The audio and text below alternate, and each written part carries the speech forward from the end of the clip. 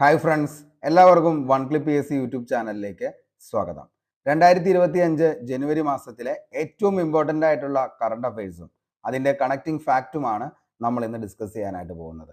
ക്ലാസ്സിൻ്റെ ലെങ്ത് അല്പം കൂടുതലാണ്, അതുകൊണ്ട് തന്നെ ക്ലാസ് മൊത്തമായിട്ട് കാണാനായിട്ട് ശ്രമിക്കുക.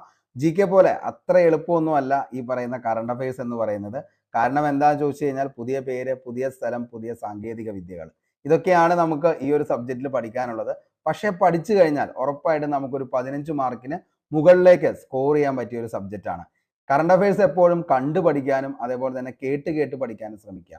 അപ്പം നമുക്ക് ഉറപ്പായിട്ടും എന്ത് ചെയ്യും, അത് ഓർത്തിരിക്കാനായിട്ട് പറ്റും. ഒരിക്കലും പഠിക്കാൻ വേണ്ടി അല്ലെങ്കിൽ അത് എന്താണ് ഓർത്തിരിക്കാൻ വേണ്ടിയിട്ട് പഠിക്കേണ്ട, നിങ്ങൾ വെറുതെ കേട്ടുകൊണ്ടിരുന്നാൽ മതി. നിങ്ങൾ പോലും അറിയാതെ ഇതെല്ലാം പഠിച്ച് നിങ്ങൾക്ക് സെറ്റ് ആവുന്നതായിരിക്കും. ഓക്കെ, അപ്പോൾ 1-2 തവണ എന്ത് ചെയ്യുക, ക്ലാസ് ഒന്ന് കാണാനായിട്ട് ശ്രമിക്കുക. ക്ലാസ് ഇഷ്ടപ്പെട്ടെങ്കിൽ ഉറപ്പായിട്ടും ലൈക്ക് ചെയ്യുക. അതേപോലെ തന്നെ നിങ്ങളുടെ സുഹൃത്തുക്കളിലേക്കും ഈ ഒരു വീഡിയോ എത്തിക്കാനായിട്ട് ശ്രമിക്കുക. അപ്പോൾ നമുക്ക് നേരെ ആദ്യത്തെ ചോദ്യത്തിലേക്ക് പോകാം. അതായത്, കൃത്രിമ സൂര്യൻ നിർമ്മിച്ച് ഉയർന്ന താപനില സൃഷ്ടിച്ച രാജ്യം ഏതാണ്? കൃത്രിമ സൂര്യൻ നിർമ്മിച്ച് ഉയർന്ന താപനില സൃഷ്ടിച്ച രാജ്യം ഏതാന്ന് ചോദിച്ചാൽ നമുക്ക് ഉത്തരത്തിലേക്ക് എത്താൻ പറ്റും, ചൈനയാണ്. എന്തിനും ഏതിനും എന്ത് ഡ്യൂപ്ലിക്കേറ്റും ഉണ്ടാക്കാൻ അവരെ കൊണ്ട് മാത്രമേ പറ്റത്തുള്ളൂ. അപ്പൊ അതുകൊണ്ട് എന്താണ്, കൃത്രിമ സൂര്യൻ വരെ ഇന്ന് ആര് നിർമ്മിച്ചിരിക്കുകയാണ്? ചൈന എന്ന് പറയുന്ന രാജ്യം നിർമ്മിച്ചിരിക്കുകയാണ്. അപ്പോൾ ഓൾമോസ്റ്റ് എല്ലാവരും എന്ത് ചെയ്യും, ഇതിന്റെ ഉത്തരത്തിലേക്ക് എത്തും. കൃത്രിമ സൂര്യൻ നിർമ്മിച്ച് ഉയർന്ന താപനില സൃഷ്ടിച്ച രാജ്യം ഏതാന്നുള്ളത് ഓപ്ഷനിൽ ചൈന ഉണ്ടെങ്കിൽ ആദ്യം തന്നെ എല്ലാവരും ചൈന എന്ന് പറയുന്ന ഓപ്ഷൻ എടുക്കും. ഉറപ്പായിട്ടും അതിന്റെ ഉത്തരം എല്ലാവരും ശരിയാക്കുകയും ചെയ്യും. പക്ഷേ നമുക്ക് പഠിക്കാനുള്ളത് എന്ത് സാങ്കേതിക വിദ്യ അല്ലെങ്കിൽ എന്ത് സംവിധാനം ഉപയോഗിച്ചാണ് ഇവർ ഈ കൃത്രിമ സൂര്യൻ നിർമ്മിച്ചതും അതേപോലെ തന്നെ താപനില ഉയർത്തിയതും എന്നുള്ളതാണ് നമുക്ക് നോക്കാനുള്ളത്. അതായത്, ചൈനയിലെ ശാസ്ത്രജ്ഞന്മാര് എക്സ്പെരിമെന്റൽ അഡ്വാൻസ്ഡ് സൂപ്പർ കണ്ടക്ടിങ് ടോക്മാക് എന്ന് പറയുന്ന ഒരു സംവിധാനം ഉപയോഗിച്ചാണ് അവര് കൃത്രിമ സൂര്യൻ നിർമ്മിച്ചതും അതേപോലെ തന്നെ ഉയർന്ന താപനില സൃഷ്ടിച്ചതും. ഈ ചിത്രത്തിൽ കാണുന്നതാണ് ഈ പറയുന്ന ഈസ്റ്റ് എന്നതാണ് അതിന്റെ ഷോർട്ട് ഫോം എന്ന് പറയുന്നത്. അതായത്, എക്സ്പെരിമെന്റൽ അഡ്വാൻസ്ഡ് സൂപ്പർ കണ്ടക്ടിങ് ടോക്മാക്, ഇതാണ് ഇതിന്റെ ഫുൾ ഫോം. ഈസ്റ്റ് എന്ന് പറയുന്നത് അതിന്റെ ഷോർട്ട് ഫോം ആണ്. ഓക്കെ, അപ്പൊ നിങ്ങൾ ചിത്രത്തിൽ കാണുമ്പോൾ നിങ്ങൾക്ക് മനസ്സിലായിട്ടുണ്ടാവും, ഇവിടെയാണ് ടങ്സ്റ്റൺ, ഇവിടെയാണ് മോളിബ്ഡനം, അതേപോലെ തന്നെ ഇവിടെ ഗ്രാഫൈറ്റ്. അപ്പൊ ഈ 3 സാധനങ്ങളാണ് ഇതിൻ്റെ അകത്ത് വന്നിരിക്കുന്നത്. ഇങ്ങനെയാണ് അവർ എന്ത് ചെയ്യുന്നത്, ഈ പറയുന്ന ഒരു കൃത്രിമ സൂര്യൻ നിർമ്മിച്ച് അവിടെ അന്തരീക്ഷത്തിന്റെ താപനില ഉയർത്തിയത്. അപ്പോൾ ചൈനയാണ് രാജ്യം. അതേപോലെ തന്നെ ഏത് ടെക്നോളജി ആണെന്ന് ചോദിച്ചു കഴിഞ്ഞാൽ ഈസ്റ്റ് എന്ന് പറയുന്നതാണ്. അതിന്റെ ഫുൾ ഫോം ആണ് എക്സ്പെരിമെന്റൽ അഡ്വാൻസ്ഡ് സൂപ്പർ കണ്ടക്ടിങ് ടോക്മാക്. അതേപോലെ തന്നെ ഇതിൻ്റെ അകത്ത് എന്തൊക്കെ സാധനങ്ങളാണ് വന്നിരിക്കുന്നതെന്ന് നോക്കിക്കഴിഞ്ഞാൽ ടങ്സ്റ്റൺ, മോളിബ്ഡിനം, അതേപോലെ തന്നെ ഗ്രാഫൈറ്റ്, ഇത്രയും കാര്യങ്ങൾ ഉറപ്പായിട്ടും എന്ത് ചെയ്യുക, ഓർത്തു വയ്ക്കുക. ഓക്കെ, നമുക്ക് രണ്ടാമത്തെ ചോദ്യത്തിലേക്ക് പോകാം. അന്താരാഷ്ട്ര ബഹിരാകാശ നിലയത്തിൽ പോകുന്ന ആദ്യത്തെ ഇന്ത്യക്കാരൻ ആരാണ്? ഓക്കെ, അപ്പോൾ ISS-ൽ പോകുന്ന ആദ്യത്തെ അന്താരാഷ്ട്ര ബഹിരാകാശ നിലയത്തിൽ പോകുന്ന ആദ്യ ഇന്ത്യക്കാരൻ, അതാണ് ആരെന്ന് പറയുന്നത്, സുധാംശു ശുക്ല. ഓക്കെ, ആരാണ്? സുധാംശു ശുക്ലയാണ്. ഓക്കെ, നമുക്കറിയാം ധാർവാഡ് അത് IIT-യുടെ നിലവില് സുധാംശു ശുക്ല എന്ന് പറയുന്നത് അസോസിയേറ്റ് പ്രൊഫസറാണ്. ബയോസയൻസിന്റെയും ബയോ എഞ്ചിനീയറിംഗിന്റെയും അസോസിയേറ്റ് പ്രൊഫസറാണ് IIT ധാർവാഡിലെ. ഈ ചിത്രത്തിൽ കാണുന്ന വ്യക്തിയാണ് ആരെന്ന് പറയുന്നത്, സുധാംശു ശുക്ല. അതായത് ISS-ലേക്ക് പോകുന്ന ആദ്യ ഇന്ത്യൻ ശാസ്ത്രജ്ഞനാണ് സുധാംശു ശുക്ല. ഓക്കെ, അടുത്ത ചോദ്യമാണ്, പ്രഥമ ബാലഭാസ്കർ പുരസ്കാരം ലഭിച്ചത് ആർക്കാണ്? നമുക്കറിയാം ബാലഭാസ്കർ എന്ന് പറയുന്ന വയലിനിസ്റ്റ് ആരാന്നുള്ളതും അദ്ദേഹത്തിന്റെ ആ ഒരു പ്രതിഭ നമുക്ക് പറയേണ്ട കാര്യമില്ല. അത്രത്തോളം നമ്മളെ ശരിക്കും പറഞ്ഞു കഴിഞ്ഞാൽ ഇഷ്ടപ്പെടുത്തുന്ന ഒരു വ്യക്തി തന്നെയാണ് ബാലഭാസ്കർ വയലിനിസ്റ്റ്. അപ്പോൾ അദ്ദേഹത്തിന്റെ പേരിൽ പ്രഥമ ബാലഭാസ്കർ പുരസ്കാരം ലഭിച്ചത് ആർക്കാന്ന് ചോദിച്ചു കഴിഞ്ഞാൽ പിന്നണി ഗായകനായിട്ടുള്ള ശ്രീനിവാസിനാണ്. ഓക്കെ, അപ്പോൾ ശ്രീനിവാസാണ് പ്രഥമ ബാലഭാസ്കർ പുരസ്കാരത്തിന് അർഹനായത്. വിഖ്യാത വയലിനിസ്റ്റ് ബാലഭാസ്കറിന്റെ സ്മരണാർത്ഥം സ്ഥാപിച്ച പുരസ്കാരമാണ് ഈ പറയുന്ന ബാലഭാസ്കർ പുരസ്കാരം. അത് മലയാളം, തമിഴ്, ഹിന്ദി തുടങ്ങിയ ഭാഷകളിൽ നിരവധി ഹിറ്റ് ഗാനങ്ങൾ പാടിയിട്ടുണ്ട് ശ്രീനിവാസ. അതുകൊണ്ടാണ് അദ്ദേഹത്തിന് ഈ ഒരു പുരസ്കാരം കൊടുത്തത്. ഓക്കെ, സെറ്റായി എന്ന് കരുതുന്നു. അടുത്ത നമുക്ക് ചോദ്യത്തിലേക്ക് പോകാം. കേരളത്തിലെ ആദ്യത്തെ അനിമൽസ് ഹോസ്പീസ് സെന്റർ എവിടെയാണ് സ്ഥാപിച്ചിരിക്കുന്നത്? അപ്പോൾ അനിമൽസിന് വേണ്ടിയിട്ടുള്ള ഹോസ്പീസ് സെന്റർ എവിടെയാണ്? ശരിക്കും മനുഷ്യർക്ക് വേണ്ടിയിട്ടാണ് ഈ പറയുന്ന ഹോസ്പീസ് സെന്ററുകൾ സ്ഥാപിക്കുന്നത്. അതായത് മരണത്തോട് അടുക്കുന്ന ആ ഒരു ഘട്ടത്തിൽ അവർക്ക് എന്താണ് സംരക്ഷണവും അതേപോലെ തന്നെ എന്താണ് സന്തോഷവും അതേപോലെ ശുശ്രൂഷയും ഒക്കെ കൊടുക്കുന്നതിന് വേണ്ടിയിട്ടാണ് ഈ പറയുന്ന ഹോസ്പീസ് സെന്ററുകൾ സ്ഥാപിക്കുന്നത്. അങ്ങനെ എന്താണ് മൃഗങ്ങൾക്ക് വേണ്ടിയിട്ടും ഇങ്ങനെ ഒരു സെന്റർ നിലവിൽ വരികയാണ്. അത് എവിടെയാണെന്ന് ചോദിച്ചു കഴിഞ്ഞാൽ കുപ്പാടി മാനന്തവാടി. ഓക്കെ, അപ്പൊ കുപ്പാടി മാനന്തവാടിയിലാണ് ഈ പറയുന്ന കേരളത്തിലെ ആദ്യത്തെ അനിമൽസ് ഹോസ്പീസ് സെന്റർ സ്ഥാപിച്ചിരിക്കുന്നത്. ഓക്കെ, അപ്പോ അനിമൽസ് ഹോസ്പീസ് സെന്റർ എന്നത് എന്താ ചോദിച്ചു കഴിഞ്ഞാൽ മനുഷ്യരെ പോലെ തന്നെ ഗുരുതരമായ രോഗങ്ങളോ പരിക്കുകളോ ഉള്ള മൃഗങ്ങൾക്ക് ജീവിതത്തിന്റെ അവസാന ഘട്ടത്തിൽ സ്നേഹവും പരിചരണവും നൽകുന്ന ഒരു സ്ഥാപനമാണ് ഈ പറയുന്ന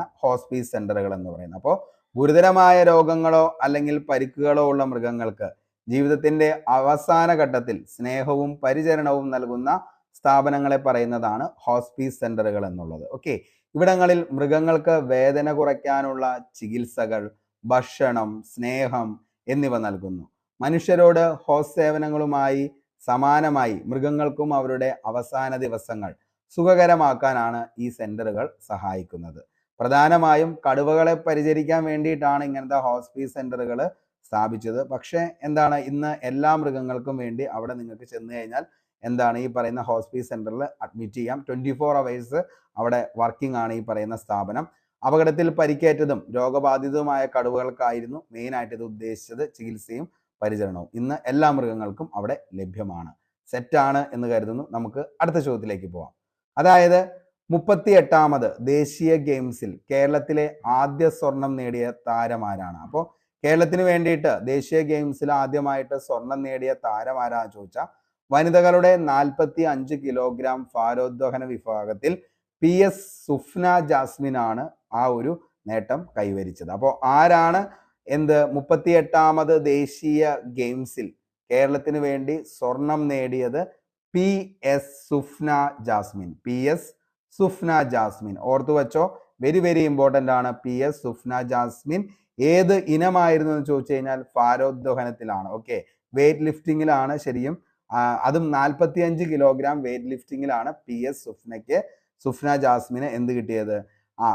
സ്വർണ്ണ നേട്ടം കരസ്ഥമാക്കിയത്. ഓക്കെ, അതേപോലെ സുഫ്ന ജെയിംസ് കേരള സ്പോർട്സ് കൗൺസിലിന്റെ കീഴിലുള്ള താരമാണ്. കേരളത്തിന്റെ ഈ ഗെയിംസിലെ ആദ്യത്തെ സ്വർണ്ണ നേട്ടമാണ് സുഫ്ന ജാസ്മിന് കിട്ടിയതെന്നുള്ളതും ഓർത്തു വയ്ക്കുക. ഈ കാണുന്നതാണ് സുഫ്ന ജെയിംസ്. അന്ന് ശരിക്കും പറഞ്ഞു കഴിഞ്ഞാൽ നമ്മുടെ സോഷ്യൽ മീഡിയാസിലൊക്കെ ഏറ്റവും കൂടുതൽ എന്താണ് പോസ്റ്റ് ചെയ്തൊരു എന്താണ് പിക്ചറാണ് ഈ പറയുന്ന സുഫ്ന ജെയിംസിന്റെ വെയ്റ്റ് ലിഫ്റ്റിങ്ങിന്റെ. അപ്പോൾ ഇത്രയും കാര്യങ്ങൾ ഒന്ന് പഠിച്ചു വെച്ചോ. 38ാമതാണ് ആദ്യത്തെ കേരളത്തിന് വേണ്ടിയിട്ടുള്ള സ്വർണമാണ് ആരെന്ന് പറയുന്നത് സുഫ്ന ജെയിംസ് കരസ്ഥമാക്കിയത്. അത് എന്തിനു വേണ്ടിയിട്ടാണ് ചോദിച്ചു കഴിഞ്ഞാൽ വെയ്റ്റ് ലിഫ്റ്റിംഗ് ആണ്, 45 കിലോഗ്രാം വിഭാഗം എന്നുള്ളതും ഓർത്തു വെക്കുക. ഓക്കെ, അടുത്ത ചോദ്യത്തിലേക്ക് പോവാം. കുഷ്ഠരോഗ നിർമ്മാർജ്ജനത്തിനായി കേരള ആരോഗ്യ വകുപ്പ് നടത്തുന്ന ക്യാമ്പയിന്റെ പേരാണ് അശ്വമേധം. ഓക്കെ, അപ്പോൾ കുഷ്ഠരോഗ നിർമ്മാർജ്ജനത്തിനായി കേരള ആരോഗ്യ വകുപ്പ് നടത്തുന്ന ക്യാമ്പയിന്റെ പേരാണ് അശ്വമേധം 6.0 എന്ന് പറയുന്നത്. 2025 ജനുവരി 30 മുതൽ ഫെബ്രുവരി 12 വരെയാണ് അശ്വമേധം എന്ന് പറയുന്ന ക്യാമ്പയിൻ 6.0 നടത്തുന്നത്. ഇത് എങ്ങനെയാണെന്ന് ചോദിച്ചു കഴിഞ്ഞാൽ മറ്റൊന്നുമല്ല, ഇതിന്റെ ആ ഒരു മോട്ടോ കാണുമ്പോൾ തന്നെ നമുക്ക് മനസ്സിലാക്കാം. പാടുകൾ നോക്കാം, ആരോഗ്യം കാക്കാം. എന്താണ്? പാടുകൾ നോക്കാം, ആരോഗ്യം കാക്കാം എന്നതാണ് അശ്വമേധം 6.0ന്റെ മോട്ടോ എന്ന് പറയുന്നത്. ഓക്കെ, അപ്പോൾ അതിനകത്ത് പറയുന്നത് എന്താണെന്ന് ചോദിച്ചു കഴിഞ്ഞാൽ മറ്റൊന്നുമല്ല, ഇത് എങ്ങനെയാണെന്ന് ചോദിച്ചു കഴിഞ്ഞാൽ നിലവിൽ കുഷ്ഠരോഗ നിർണയ ഭവന സന്ദർശനമാണ്. അതായത് നമ്മുടെ ത്വക്കിൽ വന്ന പാടുകൾ അത് നോക്കിയിട്ട് അത് എന്തെങ്കിലും രീതിയിൽ എന്താണ് ഈ പറയുന്ന കുഷ്ഠവുമായി ബന്ധപ്പെട്ടതാണോ എന്നുള്ളത് പരിശോധിച്ച് അത് ഉറപ്പുവരുത്തുന്നതിന് വേണ്ടിയിട്ടാണ് ഇങ്ങനൊരു ക്യാമ്പയിൻ നിലവിൽ തുടങ്ങിയത്. ഇന്ന് പൂർണ്ണമായും എന്താണ് ചികിത്സിച്ച് ഭേദമാക്കാൻ പറ്റുന്ന ഒരു രോഗം തന്നെയാണ് ഈ പറയുന്ന കുഷ്ഠം എന്ന് പറയുന്ന. അപ്പോൾ ഇതിന് എന്താണ് തക്ക സമയത്ത് തന്നെ എന്താണ് ഈ പറയുന്ന മരുന്ന് ലഭിച്ചാൽ തീർച്ചയായിട്ടും ഇത് മാറ്റാനായിട്ട് പറ്റും. അപ്പോൾ അതിന് വേണ്ടിയിട്ടാണ് ഈ അശ്വമേധം ക്യാമ്പയിൻ നിലവിൽ നടത്തിയത്. അശ്വമേധം 6.0 എന്നതാണ് ഈ ക്യാമ്പയിൻ. അത് 2025 ജനുവരി 30 മുതൽ ഫെബ്രുവരി 12 വരെയാണ് ഈ പറയുന്ന ക്യാമ്പയിൻ ഇപ്പോഴും എന്ത് ചെയ്തുകൊണ്ടിരിക്കുകയാണ്, നടന്നുകൊണ്ടിരിക്കുകയാണ്. ആരോഗ്യ കുടുംബക്ഷേമ വകുപ്പ് കേരള സർക്കാർ ആണ് ഇത് എന്ത് ചെയ്യുന്നത്, സെറ്റ് ചെയ്തിരിക്കുന്നത്. ഓക്കെ, അപ്പോൾ ആ ഒരു സംഭവം എല്ലാവരും ഓർത്തു വയ്ക്കുക. അതിന്റെ മോട്ടോ എന്താണെന്നുള്ളത് ഒന്നുകൂടി നോക്കിക്കോ. പാടുകൾ നോക്കാം, ആരോഗ്യം കാക്കാം. താഴെ പറയുന്നവയിൽ ഏതു ക്യാമ്പയിനുമായിട്ട് അല്ലെങ്കിൽ താഴെ പറയുന്നവയിൽ ഏതു രോഗവുമായി ബന്ധപ്പെട്ടാന്ന് ചോദിച്ചു കഴിഞ്ഞാൽ അതിൻ്റെ അകത്ത് നമുക്ക് ഉത്തരത്തിലേക്ക് എത്തണം. കുഷ്ഠരോഗവുമായി ബന്ധപ്പെട്ട് അശ്വമേധം 6.0 എന്ന് പറയുന്ന ക്യാമ്പയിന്റെ മോട്ടോയാണ് പാടുകൾ നോക്കാം, ആരോഗ്യം കാക്കാം. ഓക്കെ, അടുത്ത നമുക്ക് ചോദ്യത്തിലേക്ക് നോക്കാം. ഏത് സംസ്ഥാനമാണ് വാട്സാപ്പിലൂടെ സർക്കാർ സേവനങ്ങൾ നൽകുന്ന പദ്ധതി ആരംഭിച്ചത്? അപ്പോൾ ഇനി മുതൽ വാട്സാപ്പ് വഴിയും എന്ത് ചെയ്യാണ്, ഈ പറയുന്ന സർക്കാർ സേവനങ്ങളൊക്കെ നിലവിൽ നടത്താനായിട്ട് പോവുകയാണ്. അങ്ങനെ ആരംഭിച്ചത് ഏത് സംസ്ഥാനമാണ്? നമ്മുടെ കേരളം അല്ല, ആരാണ്? ആന്ധ്രാപ്രദേശാണ്. അപ്പോൾ ആന്ധ്രാപ്രദേശ് ഗവൺമെന്റ് ആണ്. ഈ കാണുന്നതാണ് ഗവൺമെന്റ് ഓഫ് ഇന്ത്യ ആന്ധ്രാപ്രദേശിന്റെ വാട്സപ്പിന്റെ ആ ഒരു ചിഹ്നത്തിന് വേണ്ടിയിട്ട് അവർ ക്രിയേറ്റ് ചെയ്ത് അവരുടെ ആ ലോഗോന്റെ അകത്ത് വരുന്നതാണ് ഈ പറയുന്ന സംഭവം. ആന്ധ്രാപ്രദേശ് ഗവൺമെന്റ് അങ്ങനെ എന്ത് ചെയ്യാണ്, ഇനി മുതൽ അവർക്ക് സർക്കാർ സേവനങ്ങളൊക്കെ ഇതിലൂടെ വാട്സപ്പിലൂടെ വരെയും എന്താണ് ലഭ്യമാക്കുകയാണ് ഇനി മുതൽ. ഓക്കെ, നല്ല കാര്യം, എന്തായാലും നടത്തട്ടെ. ഓക്കെ, അപ്പൊ 2024 റിപ്പബ്ലിക് ദിനത്തിൽ ഏത് സംസ്ഥാനത്തിന്റെ ടാബ്ലോക്കാണ് ഒന്നാം സ്ഥാനം ലഭിച്ചത്? എന്തായാലും ഈ പറയുന്ന നമുക്ക് റിപ്പബ്ലിക് ദിനവും ജനുവരി 26 ഇതൊക്കെ എപ്പോഴും ചോദിക്കാറുണ്ട്. അപ്പോൾ അങ്ങനെ ഒരു ചോദ്യം ചോദിച്ചു കഴിഞ്ഞാൽ തീർച്ചയായിട്ടും അതിന്റെ ഉത്തരത്തിലേക്ക് നമുക്ക് എത്തണം. 2024 റിപ്പബ്ലിക് ദിന പരേഡിൽ ഏത് സംസ്ഥാനത്തിന്റെ ടാബ്ലോക്കാണ് ഒന്നാം സ്ഥാനം എന്ന് ചോദിച്ചു കഴിഞ്ഞാൽ അത് ഉത്തർപ്രദേശിന്റെ ടാബ്ലോ ആണ്. ഇത് ഈ കാണുന്നതാണ് ഉത്തർപ്രദേശിന്റെ ടാബ്ലോ ആണ് ഇത് ഇപ്പൊ ഈ പോയിക്കൊണ്ടിരിക്കുന്നത്. ഓക്കെ, അപ്പോൾ അതിൻ്റെ അകത്ത് നിലവിൽ ഈ ഒരു ടാബ്ലോ കാണുമ്പോൾ നിങ്ങൾക്ക് മനസ്സിലാവും എന്താണ്, മഹാകുംഭാണ്. മഹാകുംഭ് 2025 ബന്ധപ്പെട്ടാണ് ഈ ഒരു ടാബ്ലോ അവർ നടത്തിയത്. അപ്പോൾ ഇതിനാണ് നിലവിൽ 2024 റിപ്പബ്ലിക് ദിന പരേഡിൽ ഒന്നാം സ്ഥാനം ലഭിച്ച ടാബ്ലോ ഏത് സംസ്ഥാനത്തിൻ്റെയാണെന്ന് ചോദിച്ചു കഴിഞ്ഞാൽ മക്കളെ, ഏത് സംസ്ഥാനത്തിൻ്റെയാ? ഉത്തർപ്രദേശ് സംസ്ഥാനത്തിൻ്റെയാണ്. അതിൻ്റെ പേരാണ് മഹാകുംഭ് 2025. എന്താണ്? മഹാകുംഭ് 2025. രണ്ടാം സ്ഥാനം ത്രിപുരയാണ്. 14 ദേവതകളുടെ ആരാധന, കാർച്ചി പൂജയാണ് അവരൊരുക്കിയത്. രണ്ടാം സ്ഥാനം കിട്ടിയ ത്രിപുര സംസ്ഥാനം. ഓക്കെ, മൂന്നാം സ്ഥാനം കിട്ടിയത് ആന്ധ്രാപ്രദേശിനാണ്. അത് ഏറ്റി കോപ്പാക്ക ബൊമ്മലു, അതായത് പരിസ്ഥിതി സൗഹൃദ തടിക്കളിപ്പാട്ടങ്ങൾ, അതിനെയാണ് എറ്റിപ് കോപ്പാക്ക ബൊമ്മലു എന്ന് പറയുന്നത്. അപ്പോൾ ബൊമ്മലു എന്ന് പറഞ്ഞു കഴിഞ്ഞാൽ ഈ പറയുന്ന കളിപ്പാട്ടം നമുക്കറിയാം. അപ്പോൾ അങ്ങനെ എന്താണ്, മൂന്നാം സ്ഥാനം ആന്ധ്രാപ്രദേശ്, രണ്ടാം സ്ഥാനം ത്രിപുര, ഒന്നാം സ്ഥാനം ഉത്തർപ്രദേശ്. ഒന്നാം സ്ഥാനം കിട്ടിയ സംസ്ഥാനത്തിന്റെ തീമായിരുന്നു മഹാകുംഭ് 2025. രണ്ടാം സ്ഥാനം ത്രിപുര, 14 ദേവതകളുടെ ആരാധന, കാർച്ചി പൂജ. മൂന്നാം സ്ഥാനം ആന്ധ്രാപ്രദേശ്, ഏറ്റി കോപ്പാക്ക ബൊമ്മലു, അത് പരിസ്ഥിതി സൗഹൃദ തടിക്കളിപ്പാട്ടങ്ങളായിരുന്നു ഉദ്ദേശിച്ചത്. ഓക്കെ, ഇനി നമുക്ക് അടുത്തൊരു ചോദ്യത്തിലേക്ക് പോവാം. ISROയുടെ 100ാമത് വിക്ഷേപണത്തിന്റെ മിഷൻ ഡയറക്ടർ ആരാണ്? ISROയുടെ 100ാമത് വിക്ഷേപണത്തിന്റെ മിഷൻ ഡയറക്ടർ ആരാന്ന് ചോദിച്ചു കഴിഞ്ഞാൽ അത് തോമസ് കുര്യൻ ആണെന്നുള്ളത് ഓർത്തു വയ്ക്കുക. ആരാണ്? തോമസ് കുര്യൻ. അഹമ്മദാബാദിലെ സ്പേസ് ആപ്ലിക്കേഷൻ സെന്റർ വികസിപ്പിച്ച റുബീഡിയം ആറ്റോമിക് ക്ലോക്ക് ഉപഗ്രഹത്തിൽ ഉൾപ്പെടുത്തിയിട്ടുണ്ട് ISROയുടെ 100ാമത്തെ വിക്ഷേപണമായ GSLV F50 NVS-02. ദൗത്യത്തിന്റെ mission ISRO chairman doctor V Narayanan ആണെന്നുള്ളതും ഓർത്തു വയ്ക്കുക. ഓക്കെ, അപ്പോൾ ISROയുടെ 100ാമത് വിക്ഷേപണത്തിന്റെ മിഷൻ ഡയറക്ടർ ആരാന്ന് ചോദിച്ചാൽ അത് തോമസ് കുര്യൻ ആണ്. ഓക്കെ, കേരളത്തിലെ വനമേഖലയിൽ വന്യമൃഗങ്ങൾക്കായി ആരംഭിച്ച പുതിയ പദ്ധതിയുടെ പേരെന്തെന്ന് ചോദിച്ചാൽ mission food for and water ആണ്. ഓക്കെ, അപ്പോൾ mission food fodder and water ആണ് കേരളത്തിലെ വനമേഖലയിൽ വന്യമൃഗങ്ങൾക്കായി ആരംഭിച്ച പുതിയ പദ്ധതിയാണ് mission food fodder and water. വനമന്ത്രി AK ശശീന്ദ്രനാണ് പദ്ധതി പ്രഖ്യാപിച്ചത്. എന്താ ചോദിച്ചു കഴിഞ്ഞാൽ വേനൽക്കാലമൊക്കെ ആയി കഴിയുമ്പോൾ വന്യമൃഗങ്ങൾക്ക് കാട്ടിൽ വേണ്ടത്ര ഭക്ഷണമോ വെള്ളമോ ഒന്നും ലഭ്യമാകില്ല. ആ ഒരു സമയത്ത് അവരെ സഹായിക്കുന്നതിന് വേണ്ടിയിട്ടാണ് mission food fodder and water എന്ന് പറയുന്നത്. ഇങ്ങനെ mission food fodder and water എന്ന് പറയുന്ന സംഭവം എന്താണെന്ന് ചോദിച്ചു കഴിഞ്ഞാൽ ഈ പറയുന്ന വന്യമൃഗങ്ങൾക്ക് വേണ്ടിയിട്ടുള്ള വെള്ളവും അതേപോലെ തന്നെ ഭക്ഷണങ്ങളൊക്കെ എന്ത് ചെയ്യുക, വനത്തിലെ പല പല സ്ഥലങ്ങളിലുമായി കേന്ദ്രീകരിച്ച് അവർക്ക് എന്ത് ചെയ്യുക, ഇത് കൊടുക്കുക എന്നുള്ളതാണ് ഇതുകൊണ്ട് ഉദ്ദേശിക്കുന്നത്. അപ്പോൾ പല പല എന്താണ് ഈ പറയുന്ന ബോക്സുകളിലാക്കി സെറ്റ് ചെയ്ത് അവർക്ക് വേണ്ടത്ര ഭക്ഷണവും അതേപോലെ തന്നെ ജലവും എത്തിക്കുക. അതിപ്പോൾ വനത്തിൽ തന്നെ അത് സെറ്റ് ചെയ്ത് കൊടുക്കും ഇങ്ങനെ വന്യമൃഗങ്ങൾക്ക് വേണ്ടി. എന്തിനാണെന്ന് ചോദിച്ചു കഴിഞ്ഞാൽ അവർക്ക് ഈ ഒരു സമയത്ത് വേനൽക്കാലത്ത് വേണ്ടത്ര വെള്ളമോ അല്ലെങ്കിൽ അതേപോലെ തന്നെ എന്താണ് ഭക്ഷണമോ കിട്ടാത്ത ഒരു സാഹചര്യം ഉണ്ടാവും. അപ്പോൾ അതുകൊണ്ടാണ് ഇങ്ങനെ ഒരു പരിപാടി ചെയ്യുന്നത്. അത് ഉദ്ഘാടനം ചെയ്തത് AK ശശീന്ദ്രനാണ്. ഈ ഒരു മിഷന്റെ പേരാണ് mission food fodder and water. 2025 ജനുവരി രാജിവെച്ച സെർബിയൻ പ്രധാനമന്ത്രി വിദ്യാഭ്യാസ രംഗത്തെ പരിഷ്കരണങ്ങൾക്കെതിരെ വിദ്യാർത്ഥികൾ നടത്തിയ വ്യാപക പ്രതിഷേധങ്ങൾക്കൊടുവിലാണ് അദ്ദേഹം രാജിവെച്ചത്. അദ്ദേഹത്തിന്റെ പേരാണ് മിലോസ് വുച്ചേവിച്ച് എന്ന് പറയുന്നത്. മിലോസ് വുച്ചേവിച്ച് ആണ് 2025 ജനുവരിയിൽ രാജിവെച്ച സെർബിയൻ പ്രധാനമന്ത്രിയാണ് മിലോസ് വുച്ചേവിച്ച്. മിലോസ് വുച്ചേവിച്ച്. ഓക്കെ, അടുത്തത് 2024 ICC വനിതാ ഏകദിന ക്രിക്കറ്റ് ഓഫ് ദ ഇയർ ആരാന്ന് ചോദിച്ചാൽ അത് സ്മൃതി മന്ദാനയാന്നുള്ളത് ഓർത്തു വയ്ക്കുക. 2024 ICC വനിതാ ഏകദിന ക്രിക്കറ്റ് ഓഫ് ദ ഇയർ ആരാന്ന് ചോദിച്ചാൽ സ്മൃതി മന്ദാന. അരുൺ ജെയ്റ്റ്ലി അവാർഡ് 2023 ലഭിച്ചതും സ്മൃതി മന്ദാനയ്ക്കാണ്. ഇന്ത്യൻ വനിതാ ക്രിക്കറ്റ് ടീമിന്റെ വൈസ് ക്യാപ്റ്റൻ ആണ് ആരെന്ന് പറയുന്നത് Smriti Mandhana. 2018 Wisden leading cricket of the year ആയി പ്രഖ്യാപിച്ചതും ആരെയാന്ന് ചോദിച്ചു കഴിഞ്ഞാൽ സ്മൃതി Mandhana.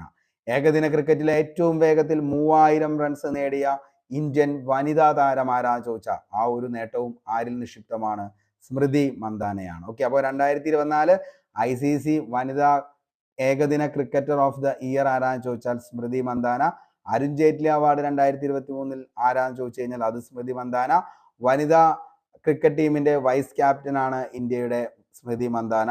2018 Wisden leading cricketer of the year ആരാന്ന് ചോദിച്ചാൽ സ്മൃതി മന്ദാനയാണ്. ഏകദിന ക്രിക്കറ്റില് ഏറ്റവും വേഗത്തിൽ 3000 റൺസ് നേടിയ ഇന്ത്യൻ വനിതാ താരമാണ് സ്മൃതി മന്ദാന. കൈത്തറി മേഖലയ്ക്കായി പുറത്തിറക്കിയ പുതിയ മൊബൈൽ ആപ്പിന്റെ പേരാണ് ഹാൻഡ്ലൂം ജാലകം. അപ്പോൾ കൈത്തറി മേഖല എന്താണ്? അവർക്ക് കുറച്ചുകൂടി നല്ല രീതിയിലേക്കുള്ള പരിശീലനങ്ങൾ ലഭിക്കുന്നതിന് വേണ്ടിയിട്ടാണ് ഹാൻഡ്ലൂം ജാലകം എന്ന് പറയുന്ന പുതിയൊരു മൊബൈൽ ആപ്ലിക്കേഷൻ പുറത്തിറക്കിയത്. അപ്പോൾ കൈത്തറി മേഖലയുടെ എന്താണ് ഉന്നമനം ലക്ഷ്യമാക്കി പുറത്തിറക്കിയ പുതിയ മൊബൈൽ ആപ്ലിക്കേഷനാണ് ഹാൻഡ്ലൂം ജാലകം. അതായത് കൈത്തറി മേഖലയിൽ നൂതന സാങ്കേതിക വിദ്യകൾ കൊണ്ടുവരുന്നതിന് വേണ്ടിയിട്ട് പരിശീലിപ്പിക്കുന്നതിന് വേണ്ടിയിട്ടുമാണ് ഈ പറയുന്ന ഹാൻഡ്ലൂം ജാലകം എന്ന് പറയുന്ന ആപ്പ് നിലവിൽ വന്നതെന്നുള്ളത് ഓർത്തു വയ്ക്കുക. ഓക്കെ, അടുത്തത് 38ാമത് ദേശീയ ഗെയിംസിന്റെ മാസ്കോട്ടിന്റെ പേരെന്താണ്? 38ാമത് ദേശീയ ഗെയിംസിന്റെ മാസ്കോട്ട് വെരി വെരി ഇമ്പോർട്ടൻ്റ് ആണ്. ഉത്തരാഖണ്ഡ് സംസ്ഥാന പക്ഷിയായ മോഡലാണ് മാസ്കോട്ട് എന്ന് പറയുന്നത്. അതാണ് എന്തെന്ന് പറയുന്നത്? മൗലി എന്ന് പറയുന്നത്. ഏകദേശം നമ്മൾ നോക്കിക്കഴിഞ്ഞാൽ ഒരു മയിലിനെ പോലെ ഇരിക്കും, അങ്ങനത്തെ ഒരു പക്ഷിയാണ് മൗലി എന്ന് പറയുന്നത്. അപ്പോൾ മൗലിയാണ് the mascot of 38 national games എന്നുള്ളത് ഓർത്തു വയ്ക്കുക. എവിടെയായിരുന്നു വേദി? ഉത്തരാഖണ്ഡ് എന്നുള്ളതും ഓർത്തു വയ്ക്കുക. ഓക്കെ, അപ്പോൾ ഉത്തരാഖണ്ഡിന്റെ സംസ്ഥാന പക്ഷിയാണ് ഈ പറയുന്ന മൗലി എന്ന് പറയുന്നത്. ഡെറാഡൂണിലെ രാജീവ് ഗാന്ധി ക്രിക്കറ്റ് സ്റ്റേഡിയത്തിൽ പ്രധാനമന്ത്രി നരേന്ദ്ര മോദിയാണ് ഉദ്ഘാടനം നിർവഹിച്ചത് ഇതിന്റെ. അപ്പോൾ 38ാമത് ദേശീയ ഗെയിംസിന്റെ മാസ്കോട്ടാണ് മൗലി. ഓക്കെ, 38ാമത് ദേശീയ ഗെയിംസ് ഉത്തരാഖണ്ഡിലാണ് നടന്നത്.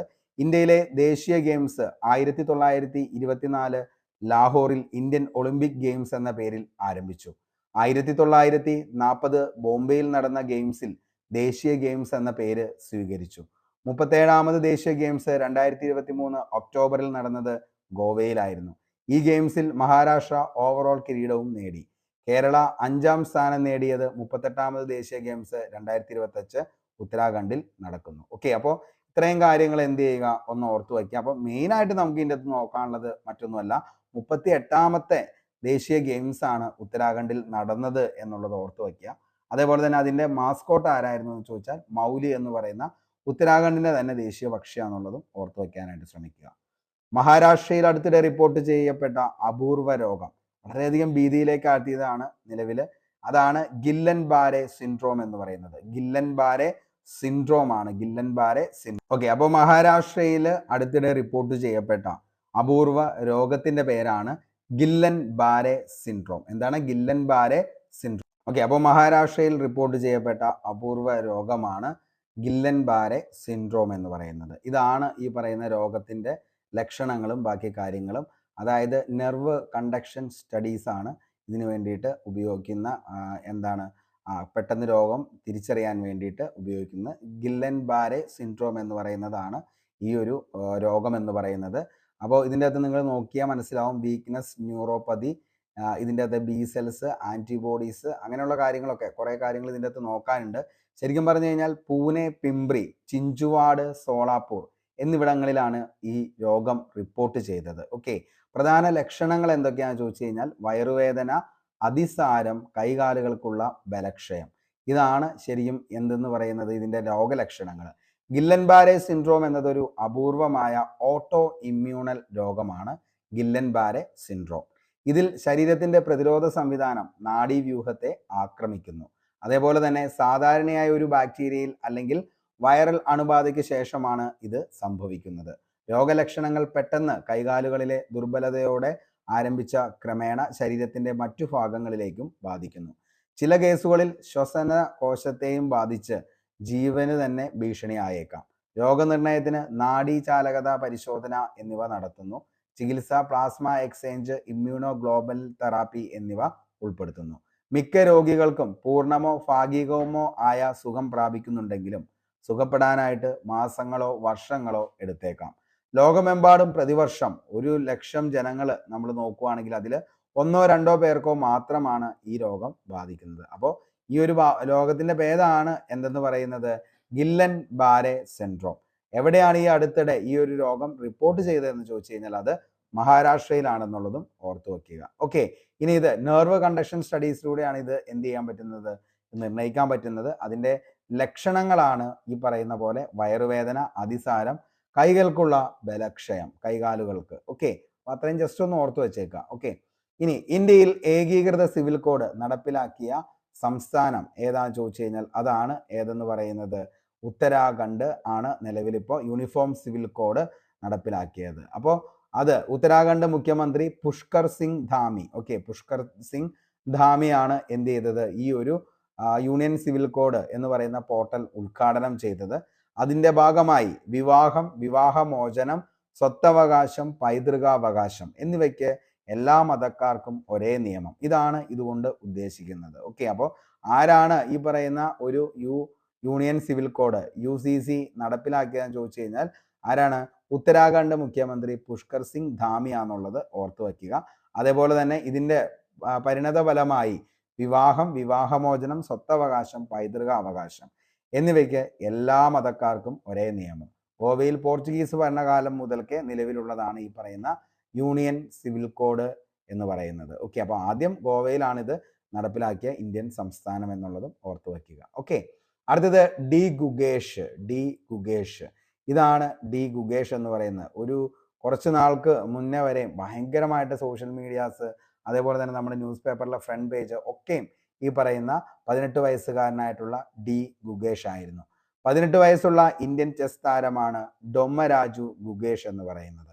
ഏറ്റവും പുതിയ ഫിഡൽ റാങ്കിൽ 2784 പോയിന്റ് നേടിയ വ്യക്തി ആരാന്ന് ചോദിച്ചാൽ അതും ഡൊമ്മരാജു ഗുഗേഷ് ആണ്. ലോകത്തെ 4ാം സ്ഥാനത്തേക്ക് അങ്ങനെ ഇദ്ദേഹം ഉയരുകയാണ്. ഇതോടെ അർജുൻ എരിഗൈസിയെ മറികടന്നാണ് ഇന്ത്യയുടെ നമ്പർ 1 താരമായിട്ട് ആര് മാറുന്നത്? ഡി ഗുഗേഷ് മാറുന്നത്. അർജുൻ ജനുവരിയിൽ 2801 പോയിന്റ് ഉണ്ടായിരുന്നെങ്കിൽ ടാറ്റ സ്റ്റീൽ ചെസ് ടൂർണമെന്റിൽ പ്രകടനത്തെ തുടർന്ന് 2779 പോയിന്റായി കുറയുകയും അങ്ങനെ ഡൊമ്മരാജു ഗുഗേഷ് ആണ് ഈ ഒരു സ്ഥാനത്തേക്ക് എത്തിയ 18 വയസ്സുള്ള ഇന്ത്യൻ ചെസ് താരം എന്നുള്ളത് ഓർത്തു വയ്ക്കുക.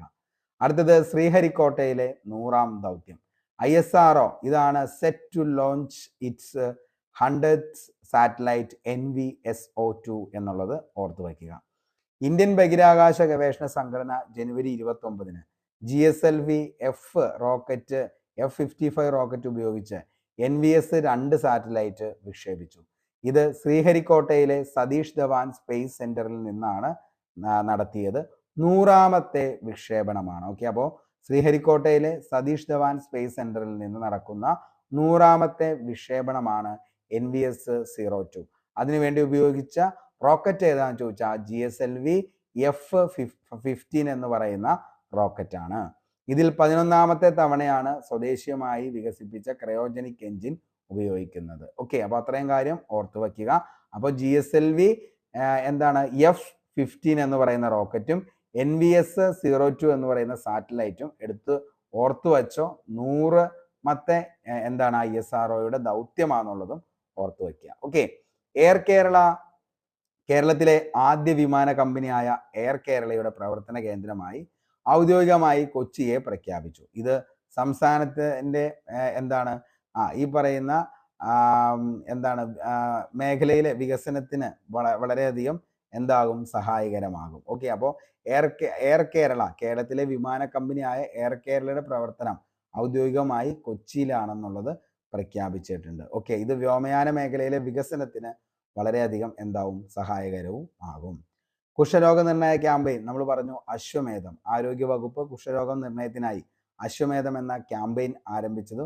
ഈ പരിപാടി കുഷ്ഠരോഗ പ്രാരംഭഘട്ടത്തിൽ തന്നെ കണ്ടെത്തി ചികിത്സിക്കുന്നതിലൂടെ രോഗത്തിന്റെ വ്യാപനം തടയും എന്നുള്ളതാണ് ലക്ഷ്യം. കവചം എന്ന് പറയുന്നത് ഒരു മുന്നറിയിപ്പ് സംവിധാനമാണ്. കവചം കേരള സംസ്ഥാന ദുരന്ത നിവാരണ അതോറിറ്റിയുടെ നേതൃത്വത്തിൽ സജ്ജമാക്കിയ കവചം എന്ന മുന്നറിയിപ്പ് സംവിധാനം മുഖ്യമന്ത്രി പിണറായി വിജയനാണ് ഉദ്ഘാടനം ചെയ്തത്. അതായത് സംസ്ഥാനത്തിന്റെ വിവിധ ഭാഗങ്ങളിലായി സ്ഥാപിച്ചിട്ടുള്ള 91 സൈറണുകളാണ് കവചം എന്ന് പറയുന്നത്. അപ്പോൾ സംസ്ഥാനത്തിന്റെ വിവിധ ഭാഗങ്ങളിലായി സ്ഥാപിച്ചിട്ടുള്ള 91 സൈറണുകളാണ് എന്തെന്ന് പറയുന്നത്, കവചം എന്നതുകൊണ്ട് ഉദ്ദേശിക്കുന്നത്. അത്യാഹിത സാഹചര്യങ്ങളിലുള്ള മുന്നറിയിപ്പുകൾ നൽകുന്നതിനായി ഇത് പ്രവർത്തിക്കും. ഈ സൈറണുകൾ സംസ്ഥാന ജില്ലാ ദുരന്ത നിവാരണ അതോറിറ്റികളിൽ നിന്നുമാണ് നിയന്ത്രിക്കപ്പെടുന്നത് എന്നുള്ളതും എന്ത് ചെയ്യുക, ഓർത്തു വയ്ക്കുക. ഓക്കെ, അടുത്ത നമുക്ക് നോക്കാം വേനൽ മധുരം പദ്ധതി. കുടുംബശ്രീയുടെ ഫാം ലൈവ്ലി ഫുഡ് പദ്ധതിയുടെ ഭാഗമായ വേനൽ മധുരം പദ്ധതി കോഴിക്കോട് ജില്ലയിലാണ് ആരംഭിച്ചത്. അപ്പോൾ വേനൽ മധുരം പദ്ധതി താഴെ പറയുന്നവയിൽ എന്തുമായി ബന്ധപ്പെട്ടിരിക്കുന്നു എന്ന് ചോദിച്ചു കഴിഞ്ഞാൽ കുടുംബശ്രീയുമായി ബന്ധപ്പെട്ടതാണ് വേനൽ മധുരം പദ്ധതി. എന്താണ് ഈ വേനൽ മധുരം പദ്ധതി എന്ന് ചോദിച്ചു കഴിഞ്ഞാൽ ലൈവ്ലി ഫുഡും അതേപോലെ തന്നെ ഫാം ലൈവ്ലി ഫുഡും കുടുംബശ്രീകളും കൂടി സംയുക്തമായി നടത്തുന്ന ഒരു പരിപാടിയാണ് വേനൽ മധുരം പദ്ധതി. ഈ പദ്ധതിയുടെ മുഖ്യ ലക്ഷ്യം എന്ന് പറയുന്നത് വേനൽക്കാലത്ത് നാടൻ തണ്ണിമത്തൻ വിളകൾ ഉൽപ്പാദിപ്പിച്ച് ജനങ്ങൾക്ക് ലഭ്യമാക്കുക. ഇതാണ് ഉദ്ദേശിക്കുന്നത്. ഇതിലൂടെ വേനൽ ചൂടിൽ ആശ്വാസം നൽകാനും കുടുംബശ്രീ അംഗങ്ങൾക്ക് വരുമാനം സൃഷ്ടിക്കാനും പറ്റും. ഇതാണ് എന്തെന്ന് പറയുന്നത്, വേനൽ മധുരം പദ്ധതി. 2025 വിജയ് ഹസാരെ ട്രോഫി ചാമ്പ്യന്മാർ ആരാണ്? 2025 വിജയ് ഹസാരെ ട്രോഫി ചാമ്പ്യന്മാരാണ് കർണാടക. കർണാടകയുടെ 5ാം കിരീടമാണ് കിട്ടുന്നത്. ഫൈനലിൽ വിദർഭ 36 റൺസിന് തോൽപ്പിച്ചു. വിജയ് ഹസാരെ ട്രോഫി ഇന്ത്യയിലെ പ്രധാന ആഭ്യന്തര ഏകദിന ക്രിക്കറ്റ് ടൂർണമെന്റ് ആണ്. 2002-2003 സീസണിൽ ആരംഭിച്ച ഈ ടൂർണമെന്റിൽ രഞ്ജി ട്രോഫിയിൽ പങ്കെടുക്കുന്ന സംസ്ഥാന ടീമുകൾ 50 ഓവർ ഫോർമാറ്റിൽ മത്സരിക്കുന്നു. പ്രശസ്ത ഇന്ത്യൻ ക്രിക്കറ്റ് താരം വിജയ് ഹസാരയുടെ പേരിലാണ് ഈ ട്രോഫിക്ക് നാമകരണം ചെയ്തിരിക്കുന്നത്. വിജയ് ഹസാരെ ട്രോഫിയിൽ കർണാടകവും തമിഴ്നാടുമാണ് 5 കിരീടങ്ങളുമായി 1ാം സ്ഥാനത്ത് നിൽക്കുന്നത്. അപ്പോൾ ഇത്രയും കാര്യമാണ് ഇതിൻ്റെ അകത്തുള്ളൂ. 2025 വിജയ് ഹസാരെ ട്രോഫി ചാമ്പ്യന്മാർ ആരാന്ന് ചോദിച്ചാൽ മക്കളെ ആരാണ്?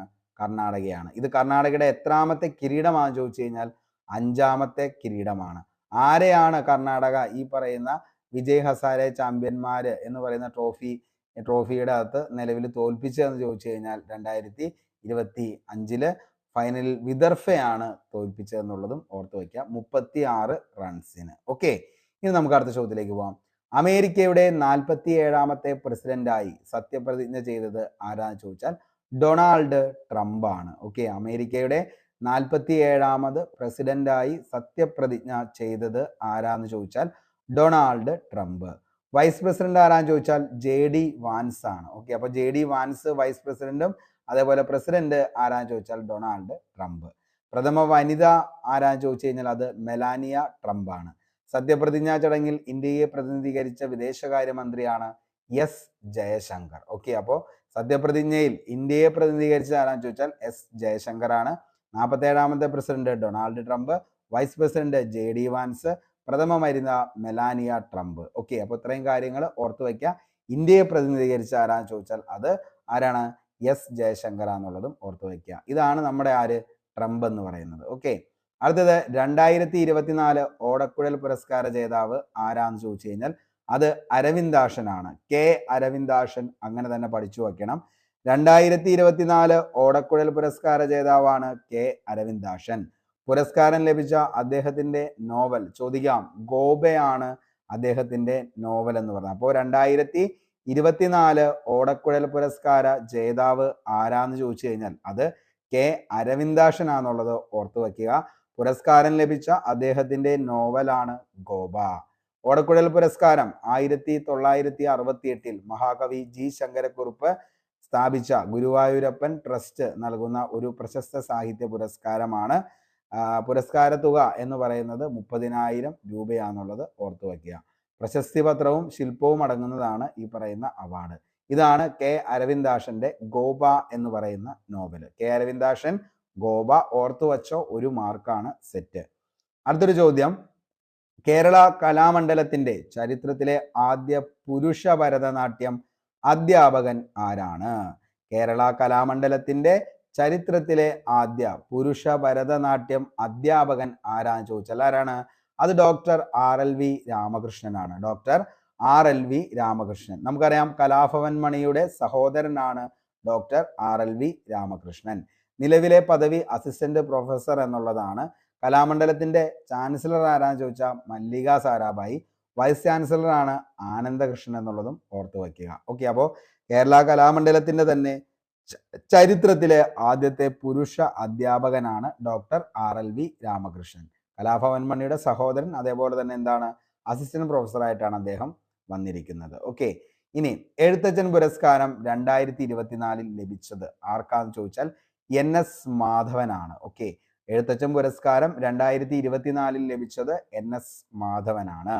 പുരസ്കാര തുക 5 ലക്ഷം രൂപയാണ്. 1993 ആരംഭിച്ച ഈ പുരസ്കാരം ആദ്യം ലഭിച്ചത് ശൂരനാട് കുഞ്ഞംപിള്ളയ്ക്കാണ്. ഓക്കെ, അപ്പോൾ ശൂരനാട് കുഞ്ഞംപിള്ളയ്ക്കാണ് 1993 ആദ്യമായി എഴുത്തച്ഛൻ പുരസ്കാരം ലഭിക്കുന്നത്. 2023 ജേതാവാണ് professor SK Vasanthan. Professor SK വസന്തനാണ് 2023 ജേതാവ്. എഴുത്തച്ഛൻ പുരസ്കാരം മലയാള സാഹിത്യത്തിനും ഭാഷയ്ക്കും സമഗ്ര സംഭാവനകൾ നൽകിയ എഴുത്തുകാരെ ആദരിക്കുന്നതിനായി കേരള സർക്കാർ 1993 സ്ഥാപിച്ച പരമോന്നത സാഹിത്യ ബഹുമതിയാണ്. ഇത് മലയാള ഭാഷയുടെ പിതാവായി പരിഗണിക്കപ്പെടുന്ന തുഞ്ചത്ത് എഴുത്തച്ഛന്റെ പേരിലാണ് അറിയപ്പെടുന്നത്. പുരസ്കാരമായി 5 ലക്ഷം രൂപയും പ്രശസ്തി പത്രവുമാണ് നൽകുന്നത്. അപ്പോൾ 2024 എഴുത്തച്ഛൻ പുരസ്കാരം ലഭിച്ചത് ആർക്കാന്ന് ചോദിച്ചു കഴിഞ്ഞാൽ അത് നമ്മുടെ ആർക്കാണ്? NS മാധവനാണ്. NS Madhavan. 2023 professor SK Vasanthan എന്നുള്ളതും ഓർത്തു വയ്ക്കുക. ഓക്കെ, അടുത്തത് ISROയുടെ പുതിയ ചെയർമാനായി 2025 ജനുവരി 14 ചുമതലയേറ്റത് ആരാണ് എന്ന് ചോദിച്ചു കഴിഞ്ഞാൽ V നാരായണൻ. ഓക്കെ, V നാരായണനാണ് ISROയുടെ പുതിയ ചെയർമാനായിട്ട് ചുമതലയേറ്റ വ്യക്തിയാണ് നമ്മൾ ഈ കാണുന്നത്. അദ്ദേഹത്തിന്റെ പേരാണ് V നാരായണൻ. ഓക്കെ, അപ്പോൾ V നാരായണനാണ് ISROയുടെ പുതിയ ചെയർമാനായിട്ട് ചുമതലയേറ്റത്. 1984 മുതൽ ISROയിൽ സേവനമനുഷ്ഠിക്കുന്നതാണ് V നാരായണൻ. സ്പേസ് എഞ്ചിനീയറിംഗിൽ ഡോക്ടറേറ്റ് നേടിയ വ്യക്തിയാണ്.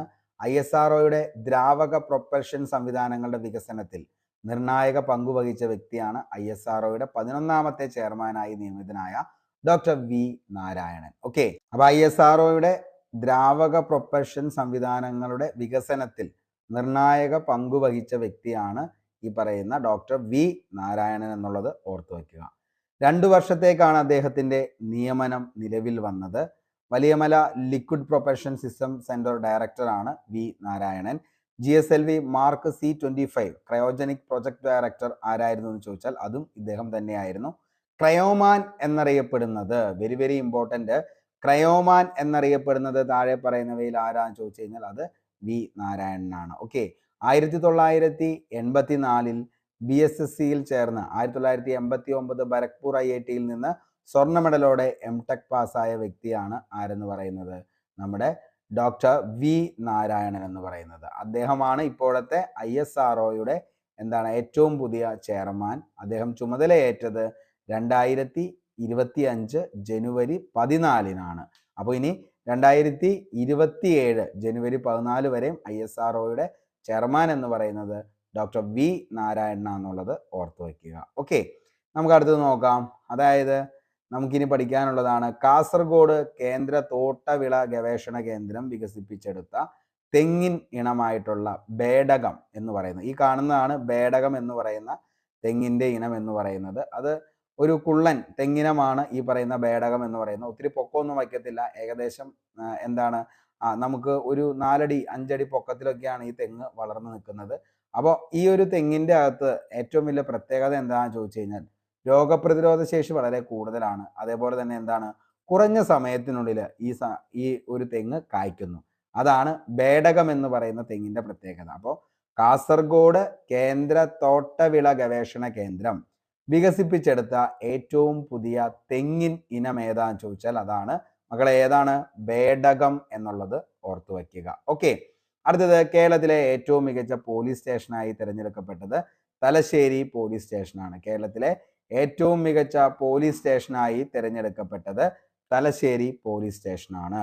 ലോഹറി നാടോടി ഉത്സവം ആഘോഷിക്കുന്ന സംസ്ഥാനം ഏതാന്ന് ചോദിച്ചാൽ അത് ലോഹറി, അത് പഞ്ചാബിലാണ്. ലോഹറി നാടോടി ഉത്സവം ആഘോഷിക്കുന്നത് പഞ്ചാബിലാണ് എന്നുള്ളത് ഓർത്തു വയ്ക്കുക. അപ്പോൾ ലോഹറി നാടോടി ഉത്സവം ആഘോഷിക്കുന്ന സംസ്ഥാനം പഞ്ചാബ്. ബ്രിക്സ് ഗ്രൂപ്പിൽ പുതിയതായി ചേർന്ന രാജ്യം ഏതാണ്? ഇമ്പോർട്ടൻ്റ് ആണ്, ഒത്തിരി ചോദിക്കാൻ ചാൻസ് ഉള്ള ഒരു ചോദ്യമാണ്. ബ്രിക്സ് ഗ്രൂപ്പിൽ പുതിയതായി ചേർന്ന രാജ്യം ഏതാണെന്ന് ചോദിച്ചാൽ അത് ഇന്തോനേഷ്യ ആണ്. നിലവിലെ ബ്രിക്സ് അംഗങ്ങൾ ഏതൊക്കെയാണെന്ന് ചോദിച്ചാൽ Brazil, Russia, India, China, south Africa, Egypt, അതേപോലെ തന്നെ Ethiopia, Indonesia, Iran, United Arab emirate. Okay, അപ്പോൾ ഇത്രയാണ് നിലവിലെ ബ്രിക്സ് അംഗങ്ങൾ എന്ന് പറയുന്നത്. അപ്പോൾ ഏറ്റവും പുതിയതായിട്ട് ഇപ്പോൾ നിലവിൽ ചേർന്നിരിക്കുന്നത് ഏതാണെന്ന് ചോദിച്ചാൽ അത് ഇന്തോനേഷ്യ എന്നുള്ളതും ഓർത്തു വയ്ക്കുക. പുതിയതായി രൂപീകരിച്ച ദേശീയ മഞ്ഞൾ ബോർഡിന്റെ ആസ്ഥാനം എവിടെയാണെന്ന് ചോദിച്ചു കഴിഞ്ഞാൽ അത് നിസാമാബാദ് ആണ്, തെലങ്കാന. പുതിയതായി രൂപീകരിച്ച ദേശീയ മഞ്ഞൾ ബോർഡിന്റെ ആസ്ഥാനം എവിടെയാണെന്ന് ചോദിച്ചാൽ മക്കളെ എവിടെയാ? നിസാമാബാദ് ആണ്, തെലങ്കാന. ആദ്യത്തെ ചെയർപേഴ്സൺ പല്ലൈ ഗംഗ റെഡ്ഡിയാണ്. പല്ലൈ ഗംഗ റെഡ്ഡിയാണ് പുതുതായി രൂപീകരിച്ച ദേശീയ മഞ്ഞൾ ബോർഡിന്റെ ആസ്ഥാനം നിസാമാബാദ് ആണ്. അവിടുത്തെ ചെയർപേഴ്സൺ ആണ് പല്ലൈ ഗംഗ റെഡ്ഡി. ലോകത്തിലെ ഏറ്റവും വലിയ മഞ്ഞൾ ഉൽപാദകരും ഉപഭോക്താവും ആരാന്ന് ചോദിച്ചു കഴിഞ്ഞാൽ, ഇനി കയറ്റുമതിയിലും ആരാണെന്ന് ചോദിച്ചു കഴിഞ്ഞാൽ അത് ഇന്ത്യക്കാരാണെന്നുള്ളതും ഓർത്തു വയ്ക്കുക. ഓക്കെ, അപ്പോൾ ഇന്ത്യ ആൻസർ ആയിട്ട് വരുന്ന എപ്പോഴും ഇന്ത്യ എന്താണ്? ഒരു ഒട്ടുമിക്ക ചോദ്യങ്ങളുടെയും ഉത്തരം അത് ഇന്ത്യ തന്നെയായിരിക്കും. ഓക്കെ, അപ്പോൾ ലോകത്തിലെ ഏറ്റവും വലിയ മഞ്ഞൾ ഉൽപാദകരും ഉപഭോക്താവും കയറ്റുമതിക്കാരും ആരാന്ന് ചോദിച്ചാൽ അത് ഇന്ത്യയാണ്. 2025 ജനുവരിയിൽ ബ്ലൂ ഫ്ലാഗ് സർട്ടിഫിക്കേഷൻ ലഭിച്ച കേരളത്തിലെ ബീച്ചുകൾ, ബ്ലൂ ഫ്ലാഗ് സർട്ടിഫിക്കേഷൻ ലഭിച്ച കേരളത്തിലെ ബീച്ചുകളാണ് Kozhikode Kappad beach, Kannur Azhikode Chal beach. Okay, അപ്പോൾ ഇതാണ് 2025 ജനുവരിയിൽ ബ്ലൂ ഫ്ലാഗ് സർട്ടിഫിക്കേഷൻ ലഭിച്ച കേരളത്തിലെ ബീച്ചുകളാണ് കോഴിക്കോട് കാപ്പാട് ബീച്ച്, കണ്ണൂർ അഴീക്കോട് ബീച്ച്.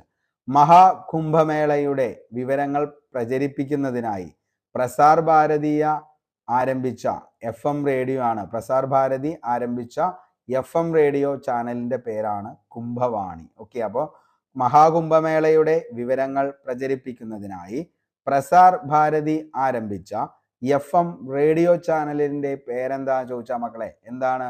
കുംഭവാണി.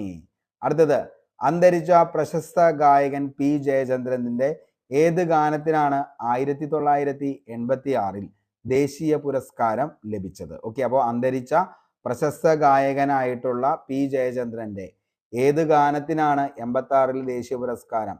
ശ്രീനാരായണ ഗുരു എന്ന ചിത്രത്തിലെ ശിവശങ്കര സർവശരണ്യ വിഭോ എന്ന ഗാനത്തിനാണ് അദ്ദേഹത്തിന് എന്ത് കിട്ടിയത്? ദേശീയ പുരസ്കാരം ലഭിച്ചത്. പ്രശസ്ത ഗായകൻ P ജയചന്ദ്രൻ 1944 മാർച്ച് 3 എറണാകുളം ജില്ലയിലെ രവിപുരം എന്ന് പറയുന്ന സ്ഥലത്താണ് ജനനം. 16,000-ലധികം ഗാനങ്ങൾ ആലപിച്ചതോടെ ഭാവഗായകൻ എന്ന പേരിലാണ് അദ്ദേഹം ഇന്ന് അറിയപ്പെട്ടത്. 1985 ശ്രീനാരായണ ഗുരു എന്ന ചിത്രത്തിലെ ശിവശങ്കര സർവശരണ്യ വിഭോ എന്ന ഗാനത്തിന് മികച്ച പിന്നണി ഗായകനുള്ള ദേശീയ പുരസ്കാരം നേടി. കേരള സംസ്ഥാന ചലച്ചിത്ര പുരസ്കാരം 5 തവണ നേടിയ ഗായകനാണ് ആരെന്ന് പറയുന്നത്? P ജയചന്ദ്രൻ. അപ്പൊ അത്രയും കാര്യങ്ങൾ ഓർത്തു വയ്ക്കുക. 2024 ബഷീർ പുരസ്കാര ജേതാവ് ആരാന്ന് ചോദിച്ചാൽ PN ഗോപികൃഷ്ണനാണ്. ഓക്കെ, അപ്പൊ 2024 ബഷീർ പുരസ്കാര ജേതാവ് ആരാന്ന് ചോദിച്ചു കഴിഞ്ഞാൽ അത് PN ഗോപികൃഷ്ണനാന്നുള്ളത് ഓർത്തു വയ്ക്കുക. 17ാമത് ബഷീർ പുരസ്കാരമാണ് ലഭിച്ചത്. അദ്ദേഹത്തിന്റെ കൃതിയാണ് കവിത മാംസഭോജിയാണ്. ഓക്കെ, അപ്പോൾ 2024 ബഷീർ പുരസ്കാര ജേതാവാണ് PN ഗോപികൃഷ്ണൻ. 17ാമത് ബഷീർ പുരസ്കാരമാണ് ലഭിച്ചത്. അദ്ദേഹത്തിന്റെ കൃതി ഏതാന്ന് ചോദിച്ചാൽ കവിത മാംസഭോജിയാണ് എന്നുള്ളതാണ് അദ്ദേഹത്തിന്റെ കവിത എന്ന് പറയുന്നത്. ലോകത്തിലെ ആദ്യത്തെ തടി കൊണ്ട് നിർമ്മിച്ച ഉപഗ്രഹത്തിന്റെ പേരാണ് ലിഗോസാറ്റ് എന്ന് പറയുന്നത്. ലിഗോസാറ്റ് ആണ് ലോകത്തിലെ ആദ്യത്തെ തടി കൊണ്ട് നിർമ്മിച്ച ഉപഗ്രഹം. നമുക്കറിയാം ഈ ഒരു ചോദ്യം വന്നത് നിലവിലെ നമ്മുടെ 10th പ്രിലിംസ് സ്റ്റേജ് 4 ഈ ഒരു ചോദ്യം വന്നത്. ഏറ്റവും അവസാനത്തെ സ്റ്റേജിൽ വന്നതാണ് ലിഗോസാറ്റ് എന്ന് പറയുന്നത്. ഇത് തടിയിലാണ് ഈ പറയുന്ന ഉപഗ്രഹം നിർമ്മിച്ചത്. അതായത് ലോകത്തിലെ ആദ്യത്തെ തടി ഉപയോഗിച്ച് നിർമ്മിച്ച ഉപഗ്രഹമാണ് ലിഗോസാറ്റ് എന്ന് പറയുന്നത്. ജപ്പാനിലെ ക്യോട്ടോ സർവകലാശാലയും സുമിട്ടോമോ ഫോറസ്റ്ററി എന്ന കമ്പനിയുമാണ് ഈ ഉപഗ്രഹം വികസിപ്പിച്ചത്. അപ്പോൾ മംഗോളിയ മരം ഉപയോഗിച്ചാണ് ഈ ഒരു ഉപഗ്രഹം നിർമ്മിച്ചത്.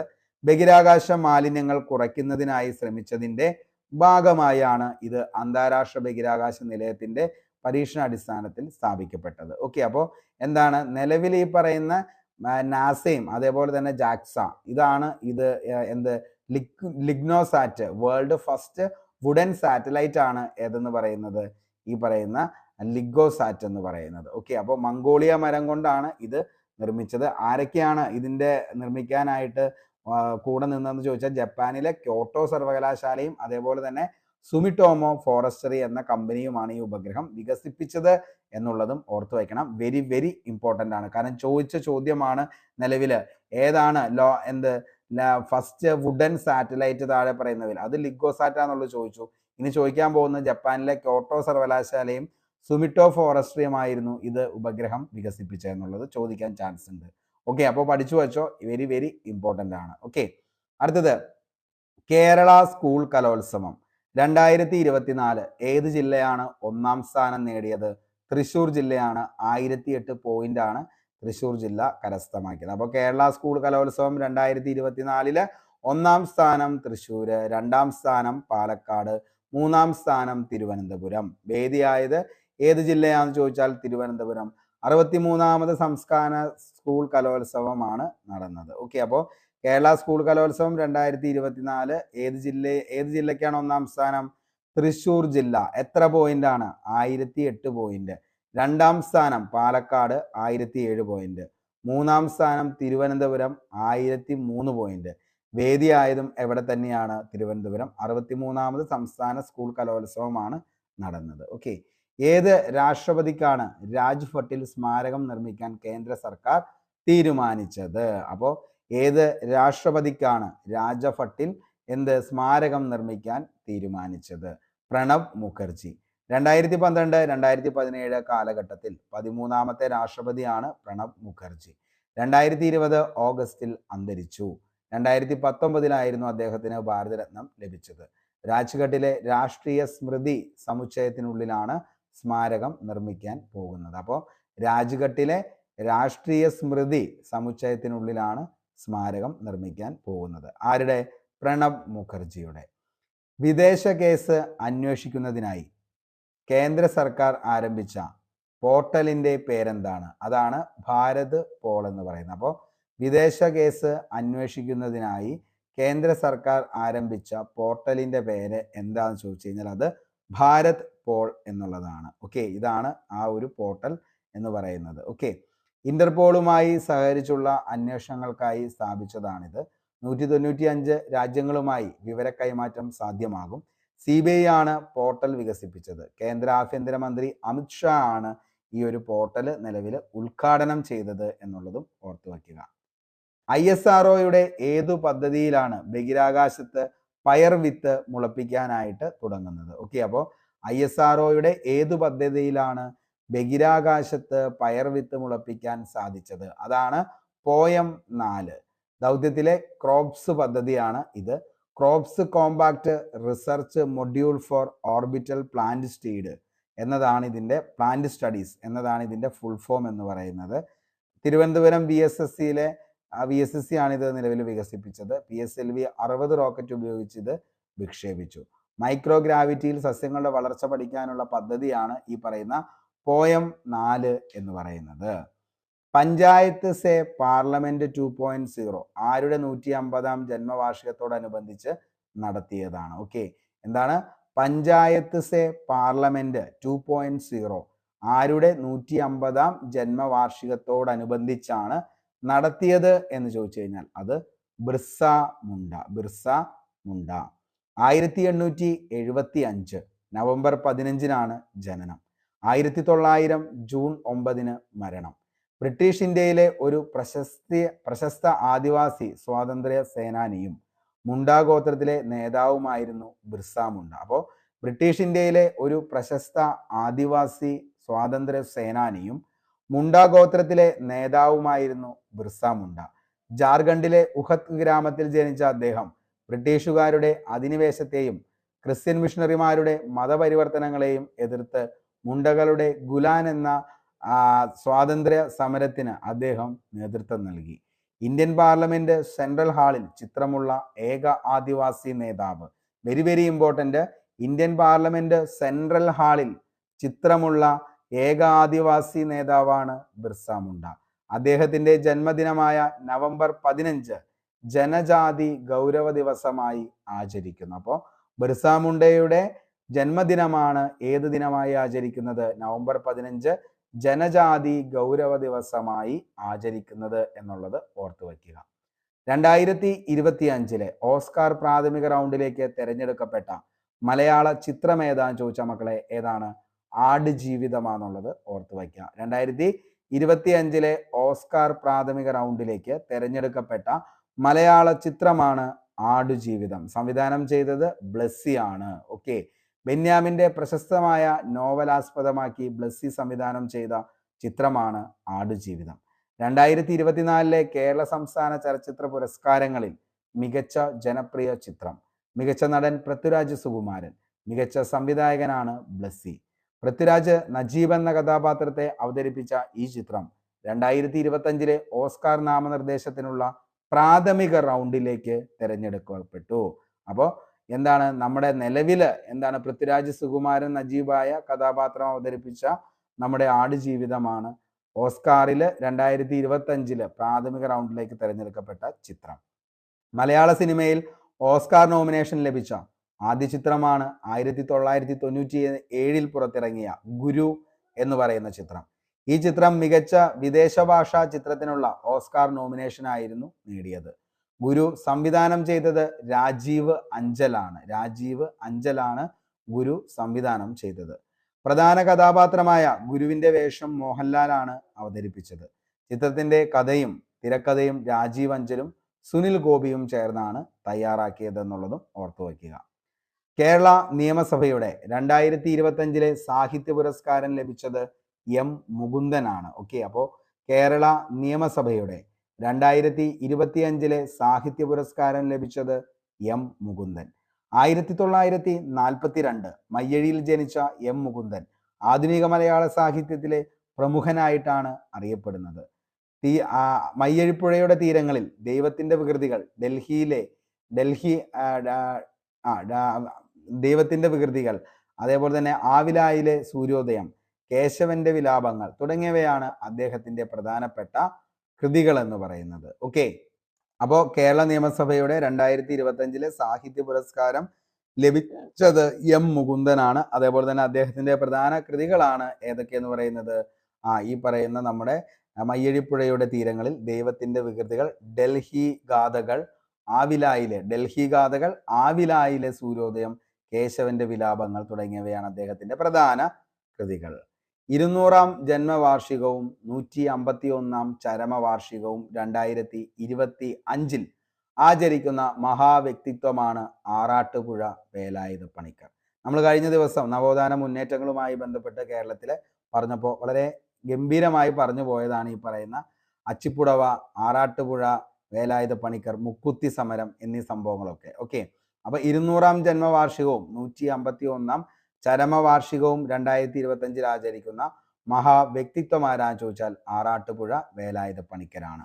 ആറാട്ടുപുഴ വേലായുധ പണിക്കർ 1825 മുതൽ 1874 വരെ കേരളത്തിലെ ഒരു പ്രമുഖ സാമൂഹിക പരിഷ്കർത്താവായിരുന്നു അദ്ദേഹം.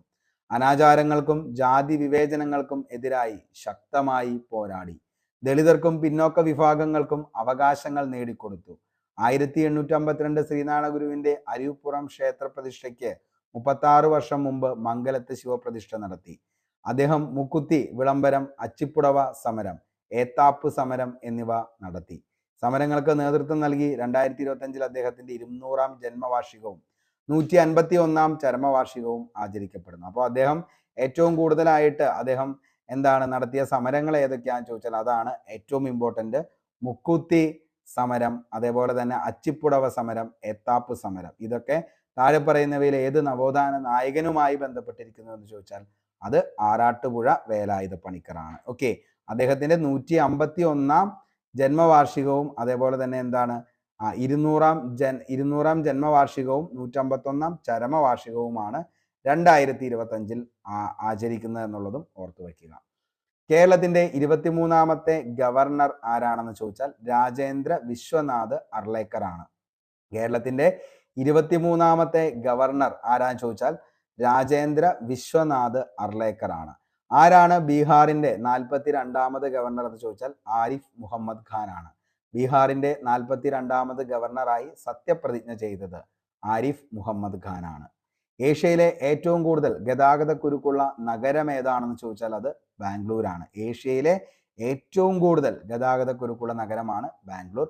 10 കിലോമീറ്റർ പിന്നിടാനായിട്ട് ശരാശരി 28 മിനിറ്റും 10 സെക്കൻഡും എടുക്കുമെന്നാണ് പറയുന്നത്. ഓക്കെ, അപ്പോൾ 10 കിലോമീറ്റർ പിന്നിടാനായിട്ട് 28 മിനിറ്റ് നമുക്ക് എന്ത് ചെയ്യേണ്ടി വരും, എടുക്കേണ്ടി വരും. ഓക്കെ, ഇനി ഇതാണ് ബാംഗ്ലൂർ സിറ്റി എന്ന് പറയുന്നത്. IT ഹബ് ഓഫ് ഇന്ത്യ എന്നൊക്കെ അറിയപ്പെടുന്നതും ഏത് തന്നെയാണ്, നമ്മുടെ ബാംഗ്ലൂരാണ്. കേരളത്തിലെ ആദ്യത്തെ സ്കിൻ ബാങ്ക് എവിടെയാണ് ആരംഭിക്കുന്നത്? തിരുവനന്തപുരം മെഡിക്കൽ കോളേജിലാണ് ആദ്യമായിട്ട് സ്കിൻ ബാങ്ക് ആരംഭിക്കുന്നത്. തീപ്പൊള്ളൽ അപകടങ്ങൾ എന്നിവയിൽ അവരുടെ എന്താണ് സ്കിന്ന് അല്ലെങ്കിൽ തൊലി നഷ്ടപ്പെട്ടവർക്ക് ചികിത്സയ്ക്കായി ദാതാക്കളിൽ നിന്നും ശേഖരിക്കുന്നതൊക്കെ ശാസ്ത്രീയമായി സൂക്ഷിച്ചു വയ്ക്കുന്ന സംവിധാനവും ഇവിടെയുണ്ട്. ഓക്കെ, ഇനി കേരളത്തിലെ ആദ്യത്തെ സ്കിൻ ബാങ്ക് അതേപോലെ തന്നെ എന്താണ് ഈ പറയുന്ന നമ്മുടെ നിലവിലത്തെ എന്താണ്, അപ്പോൾ കേരളത്തിലെ ആദ്യത്തെ സ്കിൻ ബാങ്കാണ് ഏതെന്ന് പറയുന്നത് തിരുവനന്തപുരത്തെ. അത് ദാതാക്കളുടെ സമ്മതത്തോടെ മാത്രം ത്വക്ക് സ്വീകരിക്കുന്നു ഇവിടെ. അതേപോലെ തന്നെ പൊള്ളൽ അപകടങ്ങൾ എന്നിവയിൽ ത്വക്ക് നഷ്ടപ്പെട്ടവർക്ക് പ്രധാനമായും അത് ഉപയോഗിക്കാനായിട്ട് പറ്റുകയും ചെയ്യും. ഓക്കെ, അപ്പോൾ കേരളത്തിലെ ആദ്യത്തെ സ്കിൻ ബാങ്കാണ് തിരുവനന്തപുരത്തെ. ദാതാക്കളുടെ സമ്മതത്തോടെ മാത്രമാണ് അവിടെ ത്വക്ക് സ്വീകരിക്കത്തുള്ളൂ എന്നുള്ളതും ഓർത്തു വയ്ക്കുക. ഓക്കെ, അന്തരിച്ച പ്രമുഖ സസ്യശാസ്ത്ര ഡോക്ടർ KS മണിലാൽ ആരായിരുന്നു? അപ്പോൾ അന്തരിച്ച പ്രമുഖ സസ്യശാസ്ത്രജ്ഞ ഡോക്ടറായിട്ടുള്ള KS മണിലാൽ ആരായിരുന്നു എന്ന് ചോദിച്ചു കഴിഞ്ഞാൽ ആരാണ്? കാലിക്കറ്റ് സർവകലാശാല സസ്യശാസ്ത്ര വിഭാഗം മുൻ മേധാവിയായിരുന്നു. പത്മശ്രീ പുരസ്കാര ജേതാവും ഡോക്ടർ KS മണിലാൽ കേരളത്തിലെ സസ്യ സമ്പത്തിനെ കുറിച്ച് 17-ാം നൂറ്റാണ്ടിൽ ലത്തീൻ ഭാഷയിൽ പ്രസിദ്ധീകരിച്ച ഹോർത്തൂസ് മലബാറിക്കസ് എന്ന പ്രാചീന ഗ്രന്ഥം ആദ്യമായി ഇംഗ്ലീഷിലേക്കും മലയാളത്തിലേക്കും വിവർത്തനം ചെയ്ത പ്രമുഖ ഗവേഷകനാണ് ആരെന്ന് പറയുന്നത്? നമ്മുടെ KS മണിലാൽ എന്ന് പറയുന്നത്. ഓക്കെ, അപ്പോൾ KS മണിലാലാണ് ആരെന്ന് പറയുന്നത്? കാലിക്കറ്റ് സർവകലാശാല സസ്യശാസ്ത്ര വിഭാഗം മുൻ മേധാവി. പത്മശ്രീ പുരസ്കാരം അദ്ദേഹത്തിന് കിട്ടിയിട്ടുണ്ട് 2020-ലാണ്. കേരളത്തിലെ സസ്യസമ്പത്തിനെ കുറിച്ച് 17-ാം നൂറ്റാണ്ടിൽ ലത്തീൻ ഭാഷയിൽ പ്രസിദ്ധീകരിച്ച ഹോർത്തൂസ് മലബാറിക്കസ് എന്ന പ്രാചീന ഗ്രന്ഥം ആദ്യമായി ഇംഗ്ലീഷിലേക്കും മലയാളത്തിലേക്കും വിവർത്തനം ചെയ്ത പ്രമുഖ ഗവേഷകനും ആര് തന്നെയാണ്? KS മണിലാൽ. അദ്ദേഹത്തിന്റെ പൂർണ്ണ നാമമാണ് കാട്ടുങ്ങൽ സുബ്രഹ്മണ്യം മണിലാൽ. 200-ലധികം ഗവേഷണ പ്രബന്ധങ്ങളും, അപ്പോൾ അത് ഒന്ന് ഓർത്തു വയ്ക്കുക. അദ്ദേഹത്തിന്റെ പൂർണ്ണ നാമമാണ് എന്തെന്ന് പറയുന്നത്? കാട്ടുങ്ങൽ സുബ്രഹ്മണ്യം മണിലാൽ എന്ന് പറയുന്നത്. അതാണ് KS മണിലാൽ. ഓക്കെ, 200-ലധികം ഗവേഷണ പ്രബന്ധങ്ങളും 11 പുസ്തകങ്ങളും അദ്ദേഹം രചിച്ചിട്ടുണ്ട്. കോഴിക്കോട് നഗരത്തെയും പരിസരത്തെയും സസ്യസമ്പത്തിനെ കുറിച്ചുള്ള പഠനത്തിന് നേതൃത്വം നൽകി. സൈലന്റ് വാലിയിലെ സസ്യ ഇനങ്ങളെക്കുറിച്ച് നടത്തിയ പഠനം ശ്രദ്ധേയവുമായി. 2020 പത്മശ്രീ പുരസ്കാരം KS മണിലാലിന് ലഭിച്ചു. നെതർലാൻഡ് സർക്കാരിന്റെ officer of the order of Orange Nassau award ഉൾപ്പെടെ നിരവധി പുരസ്കാരങ്ങളും KS മണിലാലിന് ലഭിച്ചിട്ടുണ്ട്. ഓക്കെ, അപ്പോൾ 2020 അദ്ദേഹത്തിന് പത്മശ്രീ ലഭിച്ചു. നെതർലാൻഡ് സർക്കാരിന്റെ officer of the order of Orange Nassau award അദ്ദേഹത്തിന് ലഭിച്ചിട്ടുണ്ട്. സൈലന്റ് വാലിയെ സസ്യങ്ങളെ ഇനങ്ങളെക്കുറിച്ച് പഠനം നടത്തിയ വ്യക്തിയാണ് KS മണിലാൽ. കോഴിക്കോട് നഗരത്തിന്റെ പരിസരത്തെയും സസ്യസമ്പത്തിനെ കുറിച്ചുള്ള പഠനത്തിന് നേതൃത്വം നൽകിയ വ്യക്തി ആരാന്ന് ചോദിച്ചാൽ അതും ആര് തന്നെയാണ്? കാട്ടുങ്ങൽ സുബ്രഹ്മണ്യം മണിലാൽ, അതായത് KS മണിലാൽ. ഓക്കെ, അടുത്ത ചോദ്യം, ഒരു രാജ്യം ഒരു സബ്സ്ക്രിപ്ഷൻ എന്ന പദ്ധതി എന്താണ്? ഒരു രാജ്യം ഒരു സബ്സ്ക്രിപ്ഷൻ. അപ്പോൾ വൺ കൺട്രി വൺ സബ്സ്ക്രിപ്ഷൻ എന്ന പദ്ധതി എന്താണെന്ന് ചോദിച്ചാൽ, രാജ്യത്തെ കോടിക്കണക്കിന് വിദ്യാർത്ഥികൾക്കും അധ്യാപകർക്കും ലോക നിലവാരമുള്ള ഗവേഷണ പ്രസിദ്ധീകരണങ്ങൾ ലഭ്യമാക്കുന്നതിനായി കേന്ദ്ര സർക്കാർ ആരംഭിച്ച പദ്ധതിയാണ് വൺ കൺട്രി വൺ സബ്സ്ക്രിപ്ഷൻ എന്ന് പറയുന്നത്. കേന്ദ്ര സർക്കാർ 6000 കോടി രൂപയാണ് ഇതിനു വേണ്ടി വകയിരുത്തിയിട്ടുള്ളത്. UGCയുടെ ഇൻഫർമേഷൻ ആൻഡ് ലൈബ്രറി നെറ്റ്വർക്കാണ് പദ്ധതി നടപ്പിലാക്കുന്നത്. 10,000-ഓളം ജേണലുകൾ ഇതിലൂടെ ലഭ്യമാകും. 6300-ലേറെ ഉന്നത വിദ്യാഭ്യാസ സ്ഥാപനങ്ങൾക്ക് പ്രയോജനം ലഭിക്കും ഈ ഒരു പദ്ധതിയിലൂടെ. സർക്കാർ സ്ഥാപനങ്ങൾ, സർവകലാശാലകൾ, IIT എന്നിവയിലെ 1.8 കോടി വിദ്യാർത്ഥികൾക്കും അധ്യാപകർക്കും ഇത് പ്രയോജനപ്പെടും. വിവിധ പ്രസാധകരിൽ നിന്ന് പ്രത്യേകം സബ്സ്ക്രിപ്ഷൻ എടുക്കേണ്ട ആവശ്യമില്ല. ഒരു രാജ്യം ഒരു സബ്സ്ക്രിപ്ഷൻ ബോട്ടിൽ വഴിയാണ് സേവനം ലഭ്യമാകുന്നത്. ജേണലുകൾ വാങ്ങാനുള്ള ചെലവ് ഗണ്യമായി കുറയും എന്നതാണ് ഈ ഒരു പദ്ധതി കൊണ്ട് ഏറ്റവും കൂടുതൽ ലക്ഷ്യമിടുന്നത്. ഓക്കെ, അപ്പോൾ ഒന്ന് ആലോചിച്ച് നോക്കിയേ, അതാണ് എന്തെന്ന് പറയുന്നത് വൺ കൺട്രി വൺ സബ്സ്ക്രിപ്ഷൻ എന്ന പദ്ധതി. രാജ്യത്തെ കോടിക്കണക്കിന് വിദ്യാർത്ഥികൾക്കും അധ്യാപകർക്കും ലഭ്യമാക്കുന്നതിന് വേണ്ടി, അതായത് അവർക്ക് എന്താണ് ഈ പറയുന്ന ഗവേഷണ പ്രസിദ്ധീകരണങ്ങൾ ലഭ്യമാക്കുന്നതിന് വേണ്ടി കേന്ദ്ര സർക്കാർ ആരംഭിച്ച പദ്ധതിയുടെ പേരാണ് വൺ കൺട്രി വൺ സബ്സ്ക്രിപ്ഷൻ എന്നുള്ളത് ഓർത്തു വയ്ക്കുക. അപ്പോൾ ഇത്രയും കാര്യങ്ങളാണ് ജനുവരി മാസത്തിലെ കറണ്ട് അഫയേഴ്സുമായി ബന്ധപ്പെട്ട് നമുക്ക് ഏറ്റവും ഇമ്പോർട്ടൻ്റ് ആയിട്ടുള്ള ഷുവർ ഷോട്ട് കറണ്ട് അഫയേഴ്സ്. അപ്പോൾ ഇത് നിങ്ങൾ മൊത്തമായിട്ട് 1, 2, 3 തവണ കേൾക്കാനായിട്ട് ശ്രമിക്കുക. തീർച്ചയായിട്ടും വരുന്ന എക്സാമുകൾക്കെല്ലാം നിങ്ങൾക്കിത് ഉപകാരപ്പെടുന്നതായിരിക്കും.